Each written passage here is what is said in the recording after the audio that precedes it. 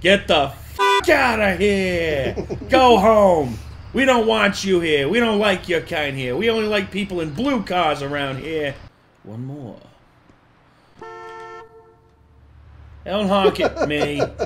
Don't honk at me, asshole. The gate is open. Time to go through. Are you ready for what's on the other side? Nope. Oh, God dang it. Y'all suck. Oh, come on, man. You knew eventually this day would come. You knew that... I think that asshats in the Discord would be like, Nick needs to watch this with y'all. Yeah, so for those of you who haven't picked it up, Nick hates sharks. And by hates sharks, I mean hates sharks. No, I don't actually hate sharks. I'm fucking terrified of them. Okay. Yeah, I don't want bad things to happen to them. I just don't want to be near them, look at them, or have anything to do with them personally. Yes, and also, and I guess in a bit of a commemoration of the Meg 2 coming out, which, dear God, the fact that this merited a sequel is both amazing and kind of sad. I'm joking. I'm joking. My recent game I've been playing. What? So I've been playing Assassin's Creed Odyssey. Oh no. There's a whole lot of ocean around Greece. Yeah, the Aegean Sea. There's a lot of little quests and missions where they're like, "Oh hey, by the way, I'd really love for you to go and get my shit back. Where's your shit?" "Well, it's on the ship that sunk out in the bay." What? Why do you need me to get it?" "Well, it's not exactly unguarded." I know where this is fucking going. So, every single time it's been me on a little boat over the shipwreck, standing there with my bow, being like, "Fuck you. Fuck you." Yeah, just eliminating making sharks sure that I one by kill one. all of them before I go into the water. Yeah, I would say they told me to hold this because it's like Scaredy Cake's Grogu plushies. Yeah. Yeah. So I needed the support plushie. Yeah. So I got the Plague Doctor. And who better than the Plague Doctor? The plushie Plague Doctor. Yeah. He's back from his Resident Evil 4 playthrough, you know. He's like, "Welcome, travelers. Ha ha ha. I see that you are in a mood for some frights. Frights aplenty.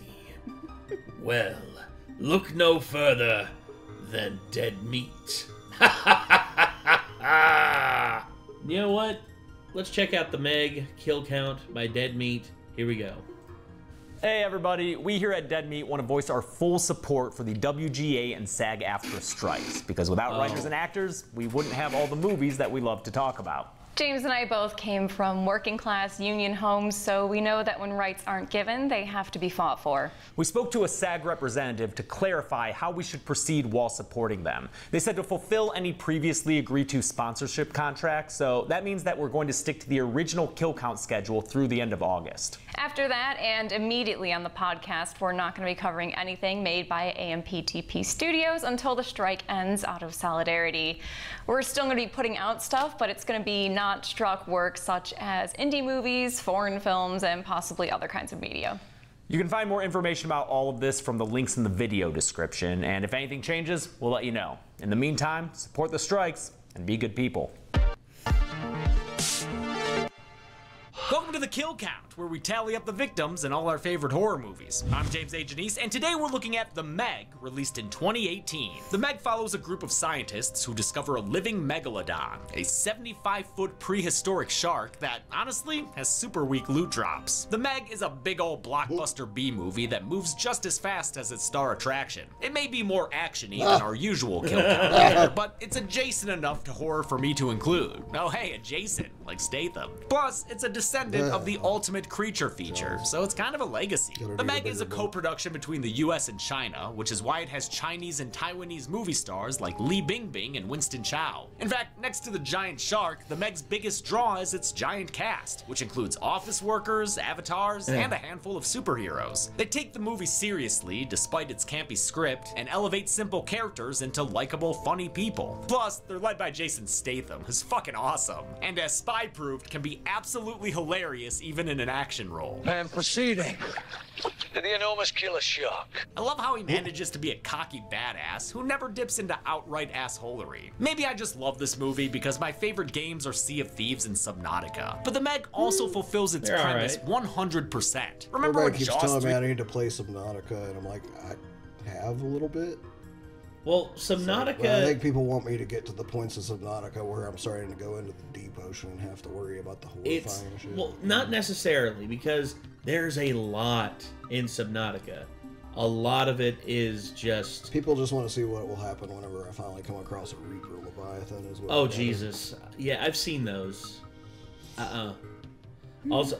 Oh, God, is this... This is Jaws 3D! Yeah, that looks really bad. Yeah, well, no, you want to talk about possibly some of the worst VFX you'll ever see? Jaws 3D.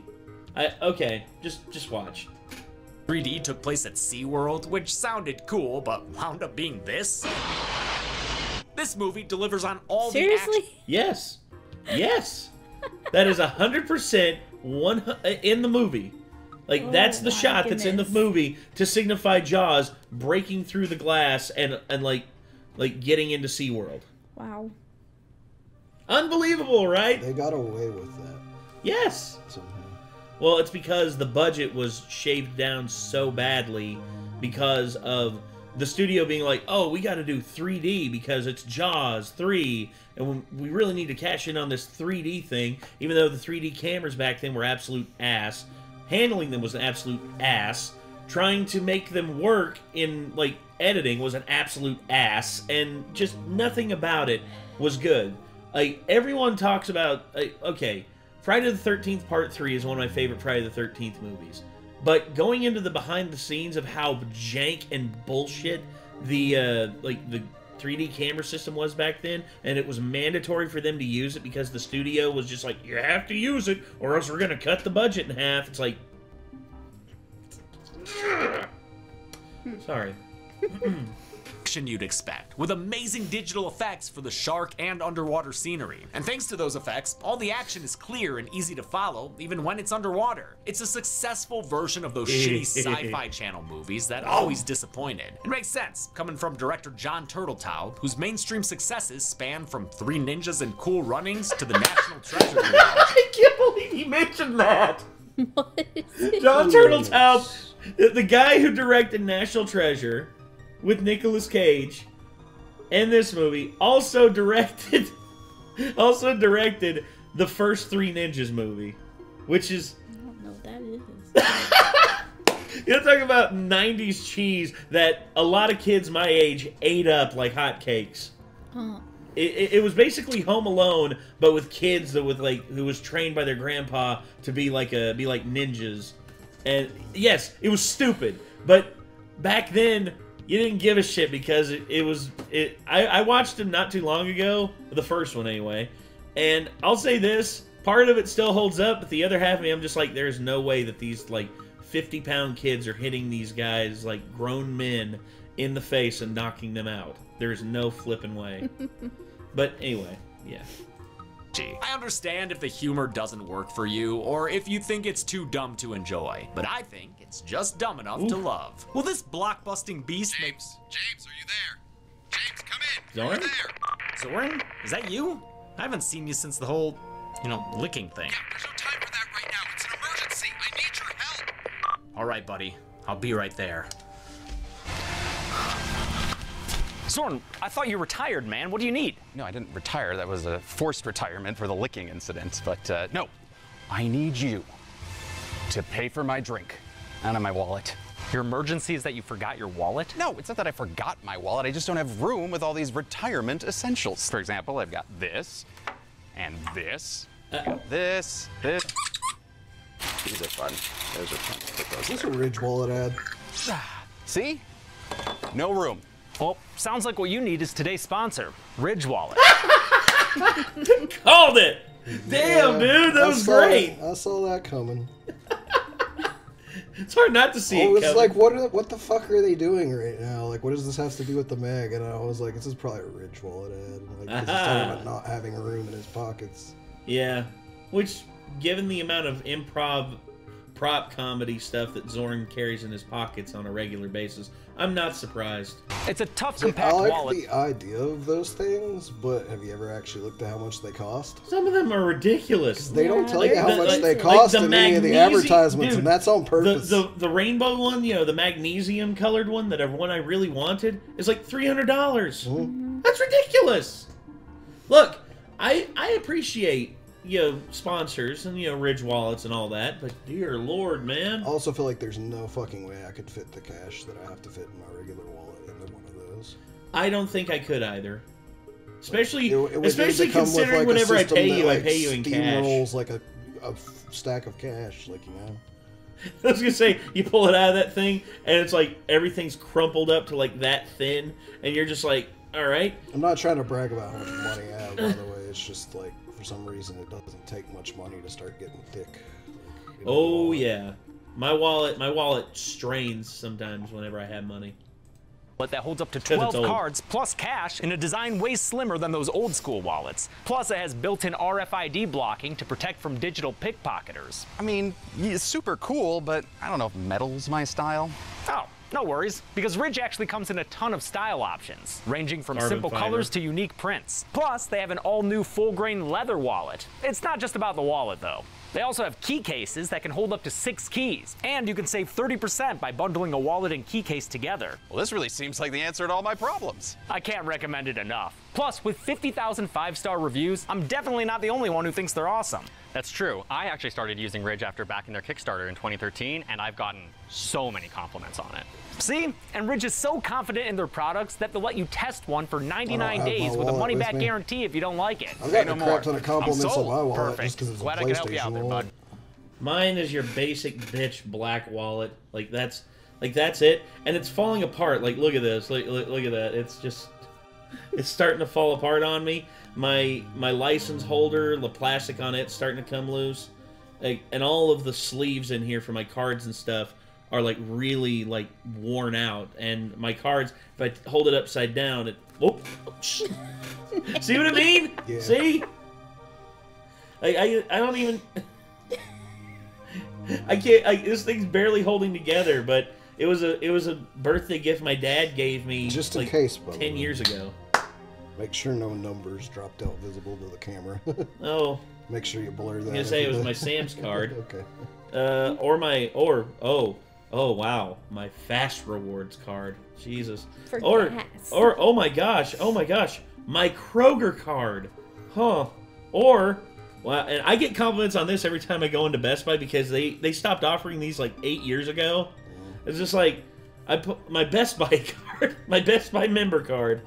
And all you GameStop haters out there, my Power Up Rewards Pro card. They don't offer those anymore either, I don't think. Nope. I get compliments on that Everything's all too. digital. Yeah. Well, I get compliments on that all the time. Yeah, I had an original Power Up Rewards card from when they first made them. And I had the eventually, silver one. After it had been a while, yeah, I did too. Eventually, after it had been a while and they It switched warned them it. over, I took it into the store one day and somebody I didn't recognize was working, and they were like, "Holy crap, you still have one of these?" Yeah. I was like, Mine like the silver like seal on it like started to peel off really bad, and it started to like break in two on me, and I just had to get a new one, and they offered me that one. So yeah, I still like it, but yeah, either way, Ridge Wallet. What a great guy. You still have to pay for this drink. You can support the channel and get 10% off your own Ridge order by going to ridge.com/deadmeat and using... Wait. Ridge.com?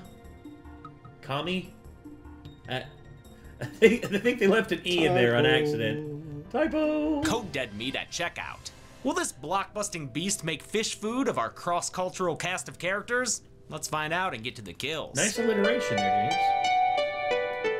The movie begins with a deep-sea rescue in the the Philippine Trench. Deep-sea diver Jonas Taylor and his bros are too late to save the 6 dead crewmen on board, killed by whatever wrecked this sub. My guess, a Meg. He eventually finds a survivor, but his transporting is hampered by a knock-knock on the hull. Jonas makes it back to the USS Savior-ass, but his fellow rescuers Marks and D'Angelo are trapped by a busted hatch. They beg him to come back, but he makes a difficult decision and leaves them behind, right before they're killed when the submarine blows up thanks to the mystery monster. Tough call, Jonas, but you did the right thing. What have you done? What did he... What? He fucking saved your ass. Did you not see how that sub became an underwater fireball 2 seconds after you left? 5 years later, we're at the Mana 1, a research station 200 miles off the coast of Shanghai, which has such a cool skyline, I wasn't sure if it was real or not. Yeah, it's a cool skyline. On days you can see it, but the amount of haze that's in the air, you're lucky if you can make out a building or two. It is. Great skyline, Shanghai. Mana 1 is a family business. It's run by Dr. Minwei Zhang and his daughter, oceanographer Su Yin, who also has her 8-year-old Mei Ying aboard. The whole operation is funded by American billionaire Jack Morris, played by Rainn Wilson, a 2-time kill count vet who's no stranger to marine biology. Behold! Oh, yeah. Fish boy! Oh my god! Through Morris's introductions, we get a rundown Yeah. of the Who's Mana that 1 team. from? House of 1,000 Corpses. Oh. That's a fucking weird movie, but I love it. Yeah, I do too. It's like watching a really long form music video that Rob Zombie made. Yeah.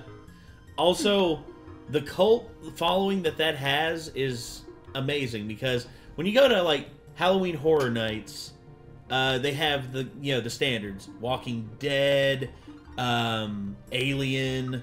They got Halloween, Friday the 13th, and then for some reason, House of 1,000 Corpses, and it's one of their most popular attractions. It's actually you remember we watched Devil's Rejects? She fell asleep. Did you? Yeah, her and Kathan both. I could have sworn you remember at least part of it because of the Captain Spaulding. Don't you like like clowns? Aren't we fucking funny? Don't we make you laugh? I tell you what, little kid, if I'm gonna go take care of my clown business and come back here real soon, if you don't have a real good reason why you don't like clowns, that's I'll what kill that your movie. whole That's what fucking that's family. from. Yeah. Yeah, that was the Devil's Rejects. No. Yeah. Yeah, so House of 1,000 Corpses is the first movie in that series. Yeah. Oh, Of the okay. Firefly family series. Which House of 1,000 Corpses is a lot more surreal than... Devil's Rejects is Devil's a lot... Rejects feels more like a cohesive cohesive movie. film. But it's almost like a drug trip watching House of 1,000 Corpses. Oh, it was Rob Zombie's first film, and honestly, he didn't know what the hell he was doing half the time. But it's still great. Still ended up being something that I have a special place for, in my same. brain, I guess. Me and my family went and watched it. I'm not sure about my heart, in theater. but my brain. Me and my family went and watched it in the theater. I convinced my and mom my to dad, take me. And to my see it in dad, theaters. I'll tell you this: my dad, who is usually a very not gonna say conservative kind of guy, but he's a very bog standard guy when it comes to movies. He watched that film. He was just like, "That was weird as hell," but I liked it. It was all right. Yeah, I'll never forget one of the reddest face moments I've ever had was going with my no. super Christian mom to see House of 1,000 Corpses, and then looking over to see her face and her just staring daggers back at me afterwards. Whenever that guy's like, and he's a licking and a chopping on her pussy, and and I'm just like, Jesus fucking Christ. I would assume I did not expect this movie to go I would this assume the direction opening before just I alone got is my like mom to take me to see he's it. like, "Fuck yo mama, fuck yo sister." Well, the funny thing is, she didn't like that, but she did laugh at it. So, that's the best shit. I love it. But yeah, him being super vulgar later on is part that I definitely remember. I was gonna say, the being most- I fucking hate you for making me come to watch this. I was gonna say for me, it was watching what was From Dusk Till Dawn. Whenever Cheech Marin's out front, he's like, "Hey, pussy, pussy, pussy." It's like, we got hot pussy, cold pussy, white. Just like That's it was- one I didn't get to see until I rented it and watched Oh, it myself shit. later on. So my mom didn't get exposed to that. Oh, thank goodness. I watched that with my dad. I was like 10. I remember watching it on HBO, and I remember when he started going pussy, and my dad's like upstairs. Nah. I'm like, ah, come on. But I did sneak back in the hall, down the hallway a little bit, just to see Selma Hayek's little snake dance during that. I was like, hello. Also, it was when I developed a crush on Selma Hayek. The Man of Wonders. There's punky engineer Jax, comic relief drone pilot DJ, Paige and Kennedy. Station Chief Awesome. Mac, who's honestly just a Oh, cool yeah. guy. It's all hands Timora on deck Morrison. today since Man of One is launching the Origin, Or not Timora a Morrison, submarine that's, manned by, hey, wait, Cliff Curtis. Sorry. more characters, pilot Lori and science buds Toshi and The Wall. Those two have a sophomoric sense of humor. We are a go for insertion. She said insertion. Lots of That's quirky exactly what I characters was and kill thinking. count that's Yes. abound here. Jessica McNamee was Sonya Blade in the new Mortal Kombat, where I think she did Oh. great. Detroit's own I thought she looked familiar when I watched that the other day. I was gonna say she did all right. She was one of the more memorable characters. Kano was king though. Kano is like Yeah. most memorable character by far. I can't believe they got Carl Urban to play Johnny Cage. I'm like, yes! You could not have gotten like anyone better. Well, maybe one or two, but either way. Paige Kennedy was in Leprechaun Back to the Hood, and Cliff Curtis was in Deep Rising and Dr. Sleep. The Man of One is here in the Mariana Trench because Yeah. they think they can get even closer to the planet core. Hit us with the jargon, Jong. What we think is the bottom might actually be a layer of hydrogen sulfide. Don't know what that is, but hey, an even deeper blue sea awaits. And to prove it, they're sending in live human beings. Y'all don't want to start with an unmanned mission or nothing? The Origin successfully penetrates the thermocline, which is a word they use a lot in this movie. Thermocline. Thermocline. Thermocline. If you're about to look it up like I had to, don't worry, I got you. It's a steep temperature gradient in a body of water where it quickly goes from one temperature to another. That means they've entered a warm water environment that the thermocline has kept separated from the rest of science. Well, given how little we've explored of our own oceans on this planet, we've only explored what, 15%? And once we go past a certain depth, we're basically flying blind. And there are creatures that reveal themselves past a certain point, like in like the deepest parts of the ocean, where we're just like, what the hell is that thing? And then of course, stuff like this, you know, you go deep enough, who knows what's down there? Like literally, who knows? Literally looks like an alien planet because you're not used to seeing it. Yeah. I mean, honestly, some of the most alien stuff I've ever seen has been in the ocean. The place looks like the Finding Nemo submarine voyage. It's got sunwreckers and everything. Many of the movie's underwater shots were done by Sony Pictures Imageworks, a visual effects and animation studio probably best known for its work on the Spider-Verse films. And also, literally every other Spider-Man movie. Damn. The supervisors did tons of research to make these sequences look as accurate as possible. We even shot lens grids underwater so that we could see how the depth of the water would distort. To populate their underwater environments, they used an in-house program called Sprout, which allowed them to paint with pre-made models. So I could literally sit down with our great artists and say, I want some kelp here, just in front of the camera there. Okay, let's go deep. I want to see a nice silhouette of this type of coral. God, that's cool. Everyone high-fives in the name of science. Yeah, science. But before they can pop It's the definitely champagne the opposite bottles, end a of the blip spectrum from that earlier Jaws 3D shot. Oh, you ain't kidding. shows up on their radars. It's big. Oh, it's huge. The crew is soon battered out of control by a creature, and they lose contact with the Man of One. Right before they lost the connection, Lori said something to the crew. Jonas was right! Seeing as how she's his ex-wife, those words hold a lot of weight. Jonas has been beach bumming it up in Thailand, having lost his career after telling tales of sea monsters. We re-meet him, soaked in sun and booze, while a Thai cover of Hey Mickey plays, which I'm pretty sure was made for this movie. Mac and Zhang helicopter in and do the action movie song and dance with him. Though he and Mac are bros, Jonas says that he's retired. They then play him a tape of his ex-spouse saying he was right, and that's enough to change the mind of any drunk divorcee. Not everyone's excited for Jonas's return. Dr. Heller, the station's medical chief, was part of his old rescue team. You know the guy. What have you done? Dude's still beating the same old drum, which is what cost Jonas his career. I left our friends to die because he had pressure-induced psychosis. He convinces Su Yin that Jonas can't be trusted, so when the Origin takes another hit and Lori sustains a major OSHA oopsie, Su Yin decides to attempt the rescue on her own, which feels irresponsible since Jonas arrives literally 15 minutes later. Suyin took a glider 15 minutes ago. He quickly takes stock of the crew. He's not an Office fan, but he does dig Jax. You look like you might actually know what you're doing. Of course she does, dude. She's too sweet. And, you know, kind of looks like she came out. Actually, She kind of looks like she's in an underworld movie. yeah. With her hair. Yeah. Also, She's like, we gotta go fuck these werewolves up.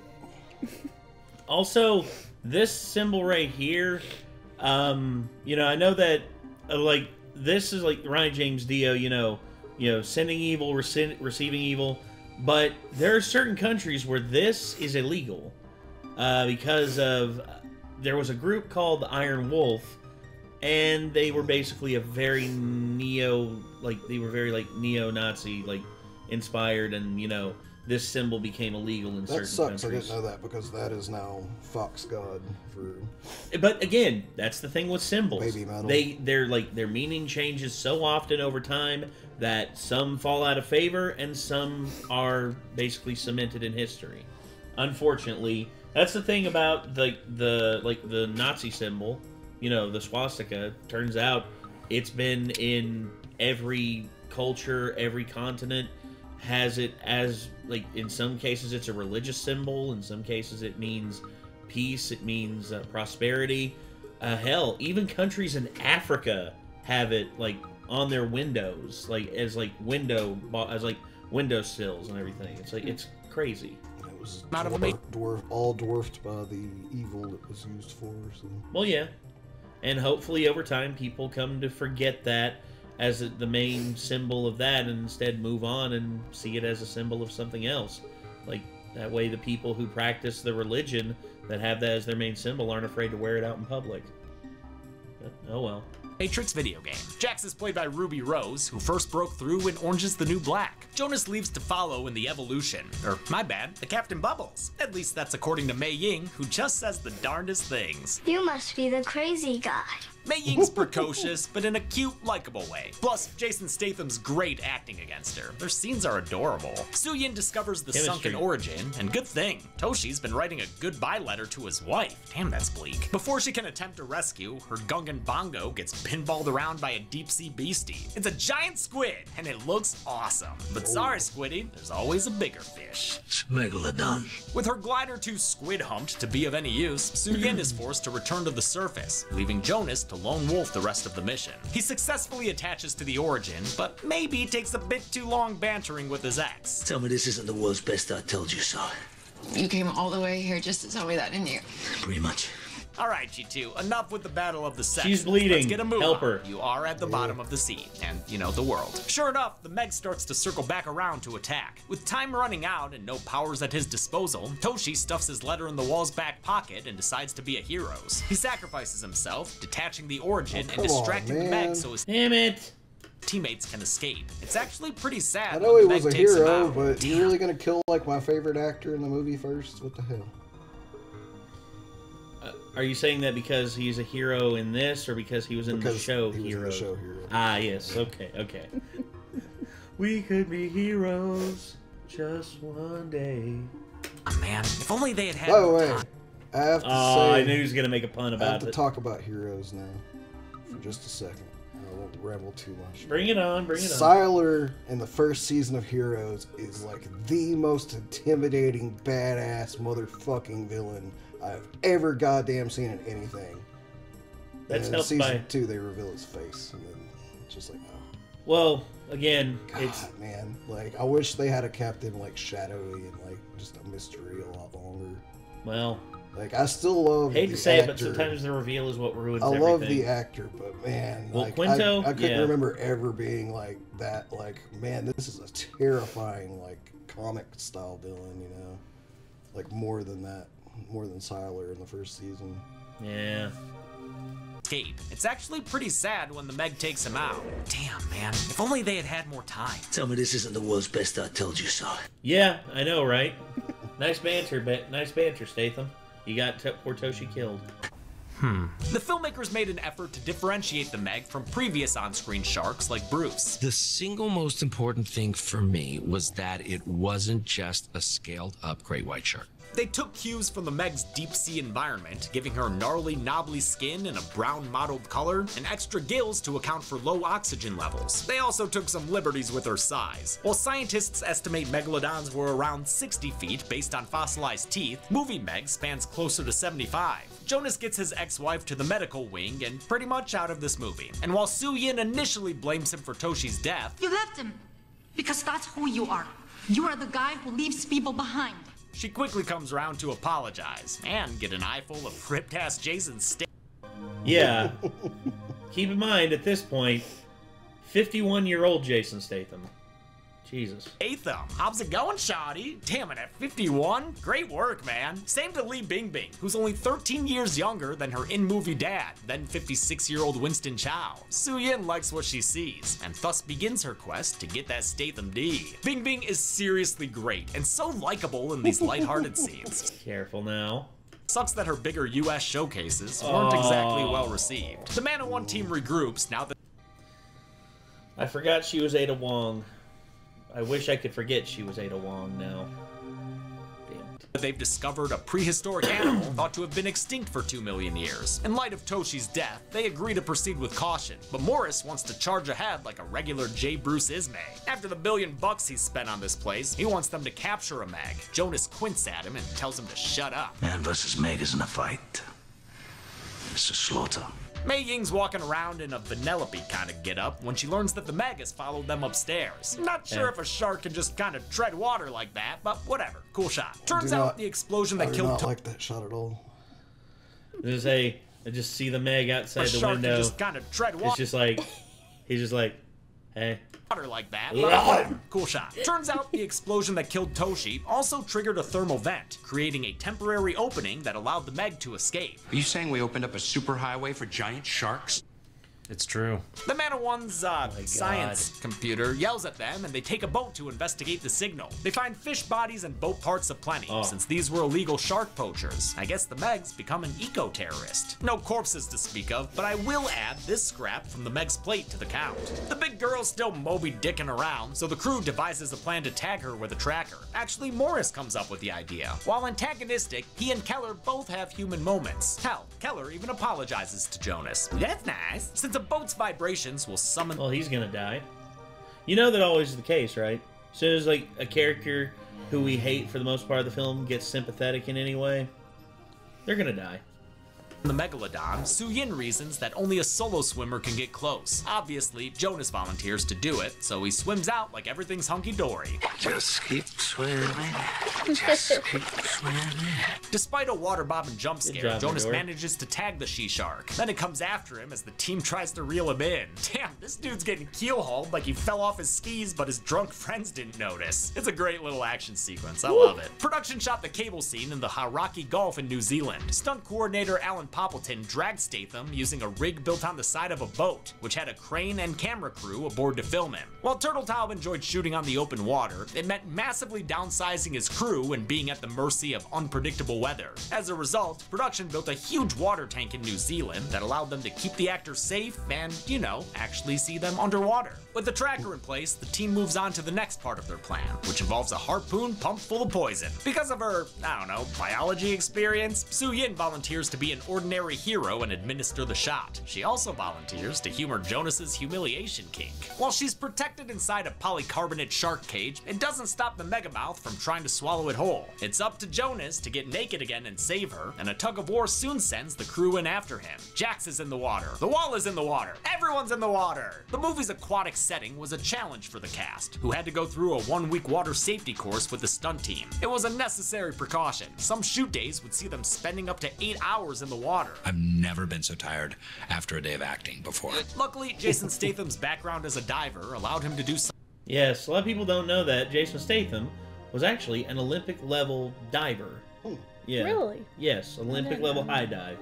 And from what I understand, he was on the British Olympic team, but then I think it was a knee injury that forced him out. I'm not sure what happened, but that's what made him get into acting.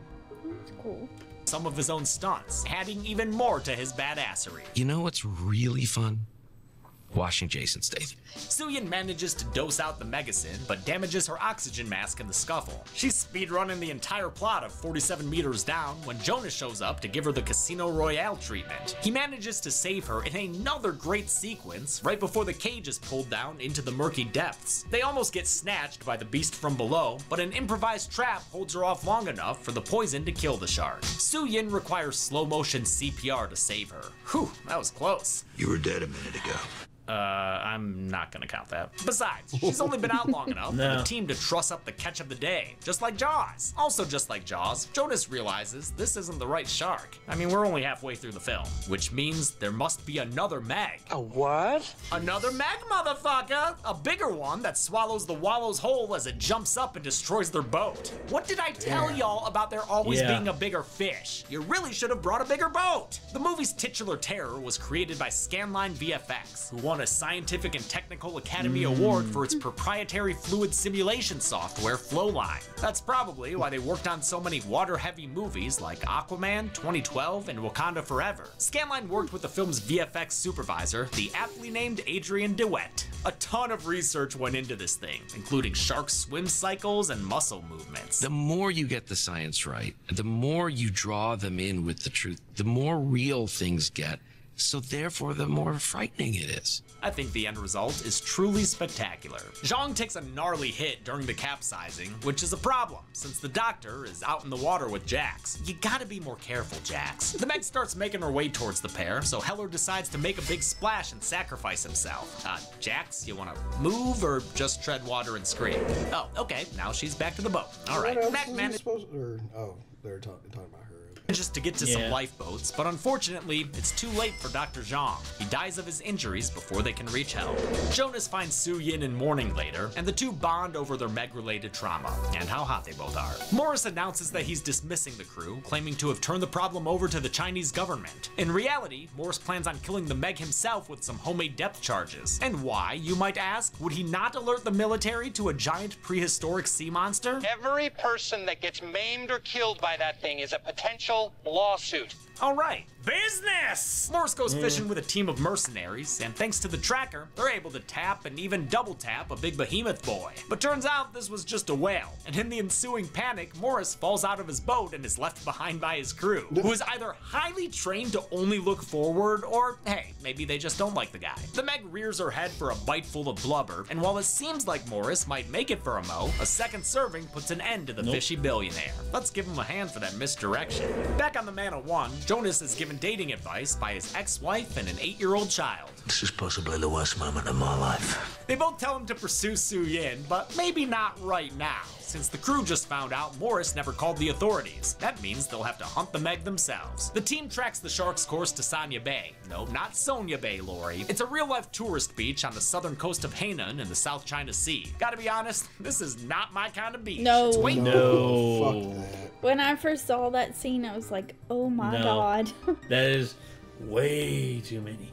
Like, that's just too crowded. Yeah, way too crowded. Way too crowded. It's just people soup. Oh wait, never mind. That human hamster ball seems pretty dope.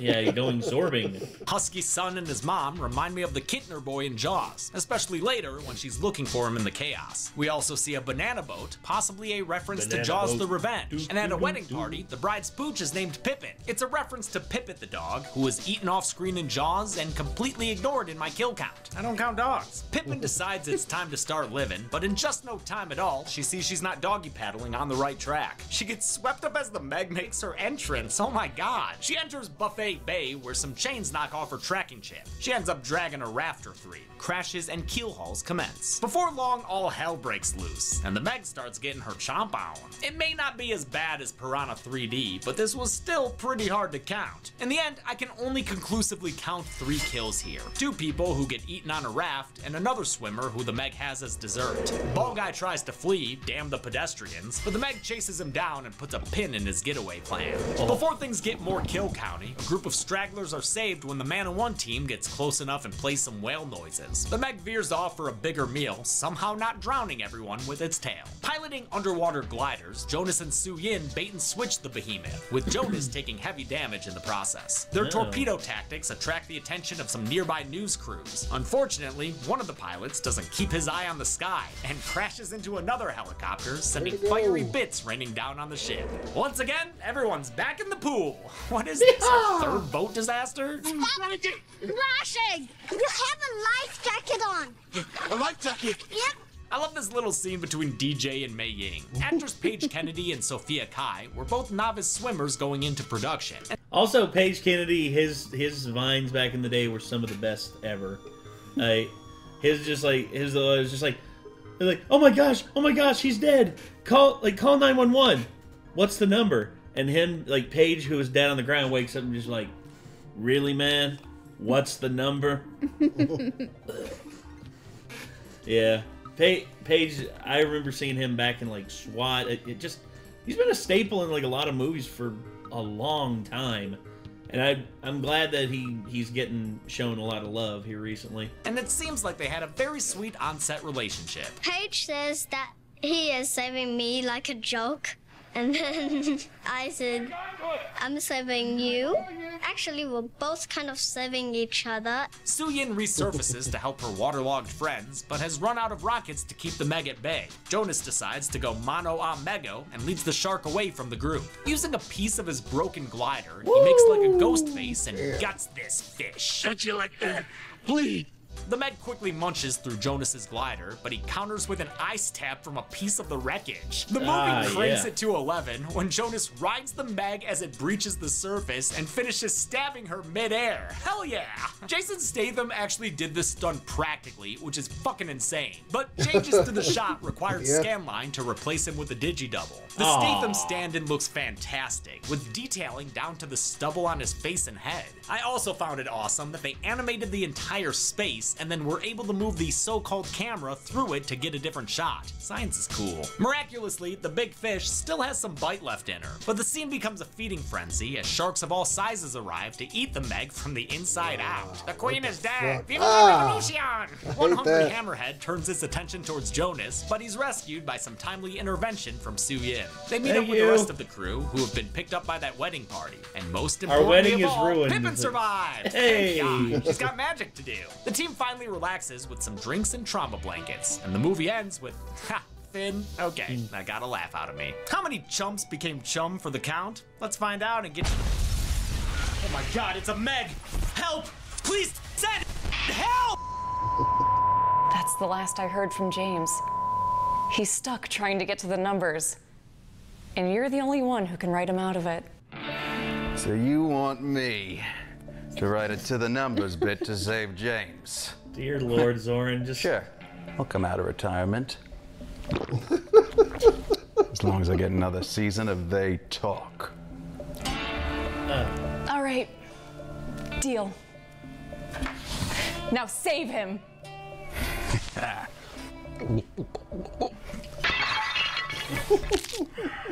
Interior kill count set. James is writing a letter to Chelsea while Zoran continues this more Australian than British accent. Dear Chelsea, please make sure that Lucy and Molly get plenty of pets after I'm gone. All right, false alarm. There's no Meg or anything. All right, just calm down. Get to the numbers. Zoran, Chelsea, what are you guys doing here? Well, this one here said that I was the only one that could write it to the numbers bit to save you, and that's what I did. Well, thank you. Wait, what'd you promise him for this? Another season of They Talk? Yeah, okay, that works. How's November sound? That sounds like a goddamn plan! Great. Strike dependent, of course, yeah. Oh, yeah, I should probably get to the numbers. Yeah, yeah, get to the numbers. Thanks. So nice not wearing pants. What? I counted 21 kills in the Meg, with the victims consisting of 18 men, 2 women, and 1 unknown arm. That gives us this deep blue pie chart. Disregarding gender breakdown, this kill count was seen 4 times before on this show. With a runtime of 113 minutes, that left us with a kill on average every 5.38 minutes. I'll give the golden chainsaw for coolest kill to the hamster ball guy. It's not the bloodiest kill in the movie, but it is the funniest, which is probably why they played it up in the trailers. Dog machete for lamest kill will go to Dr. Minwei Zhang, killed by random boat debris before he could make it to the climax of the film. And that's it. The Meg came out in 2018. To cover up an editing problem, I'm gonna mention our merch at deadmeatstore.com. We're always updating it, so go buy stuff. Until next time, I'm James A. Janice. this has been the Kill Count. Thanks a lot for watching this Kill Count for the Mag. If you made it this far, congratulations. I'll let you know the next Kill Count. It's motherfucking Scream 6, motherfuckers! So now you can stop asking me when I'll do it, because literally the Blu-ray got to me today, the day I'm filming this. Blu-rays take a while to come out, y'all, and I need them special features for the Kill Count. After Scream is another trilogy of movies, one that's pretty, graphic. Had to do a lot of censoring for YouTube. Can't wait for those episodes, too. I want to thank some patrons like Larry Wheeler, Chris Golt, Lucas Gillespie, Spooky, Rumbleflugen, TJ Welch, Matt Dunn, Graham Lyons, Sean Barney, Stephanie Ray, and Brogan Day. Thanks, everyone. Be good people. Okay. Wonder what the trilogy would be. Very graphic. I don't know. I wonder, because there's a lot of... I know it's not Terrifier. Immediately off the... I know it's not Terrifier because there's only 2 of them. There's a third one, like, that just came out, I believe. Really? I think so. I saw somebody talking like there was the other day anyway. That second one was the goriest shit I've ever seen. It's up there. I almost got sick in the theater. Oh, it's not out yet. Okay, maybe not. The only thing I can think of is not really a horror film trilogy. So I'm not sure. Yeah, Terrifier 2. Easily one of the most bloody films I've ever seen.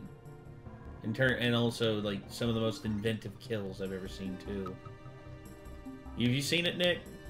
I still haven't got to see those yet. I haven't seen the first one. First one, it's okay. The second one's a lot better, in my opinion. Yeah, Cathan said it was one of the worst movies he's ever seen in his entire life. What, the second one? Yeah.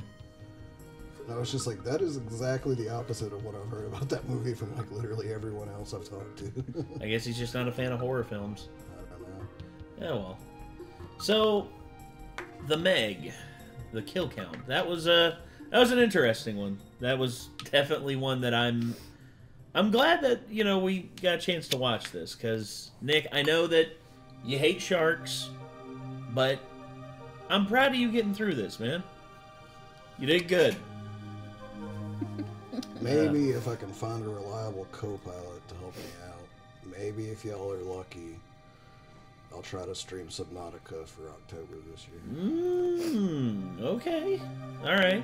Oh yeah, speaking of streaming, I'm going to be returning to doing meme streams. Probably going to try and do like a weekly thing like we've done in the past. We'll see how it goes. But yeah, hopefully y'all will tune in for that. I'll probably do a full announcement video talking about it. But anyway, that was the Meg kill count by Dead Meat. Be sure to check out more from Dead Meat by clicking their name in the title of the video. And until next time, I'm Nate. I'm Kate. I'm scared. No, I'm Nick. And we'll this see is you. Bilbo. Oh, yeah. There's Bilbo right there. He's been good, like lounging there the whole time. I am the plague doctor. Rawr. And we'll see you in the next one. Peace.